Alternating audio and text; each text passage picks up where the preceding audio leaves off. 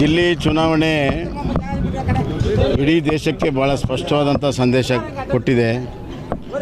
ಯಾರು ದೇಶವನ್ನು ಪ್ರೀತಿ ಮಾಡ್ತಾರೆ, ದೇಶವನ್ನು ಕಾಯ್ತಾರೆ, ಯಾರು ದೇಶ ಕಳ್ತಾರೆ ಅವರಿಗೆ ಜನ ಬೆಂಬಲ ಇದೆ ಅನ್ನೋದು ಭಾಳ ಸ್ಪಷ್ಟವಾಗಿದೆ.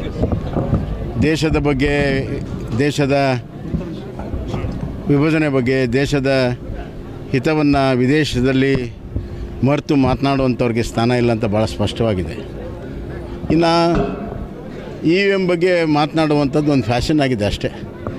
ತಮ್ಮ ಸೋಲನ್ನು ಒಪ್ಪಿಕೊಳ್ಳದೆ ಕುಂಟು ನೆಪವನ್ನು ಹೇಳುವಂಥದ್ದು ಒಬ್ಬ ನಾಯಕನ ಲಕ್ಷಣ ಅಲ್ಲ.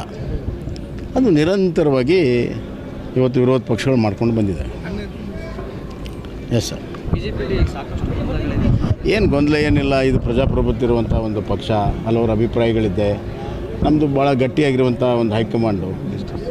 ಅಂತಿಮವಾಗಿ ನಮ್ಮ ಹೈಕಮಾಂಡ್ ಈಗ ದಿಲ್ಲಿ ಎಲೆಕ್ಷನ್ ಮುಗೀತು, ಇನ್ಮೇಲೆ ಸಂಘಟನೆ ಬಗ್ಗೆ ಹೆಚ್ಚಿನ ಸಮಯ ಕೊಡ್ತಾರೆ. ಆವಾಗ ಕರ್ನಾಟಕದ್ದು ಕೂಡ ನಿರ್ಣಯ ಆಗುತ್ತೆ. ಎಲ್ಲವೂ ಅತ್ಯಂತ ಸುಖಾಂತದಲ್ಲಿ ಆಗುತ್ತೆ ಅಂತ ವಿಶ್ವಾಸ ನನಗಿದೆ.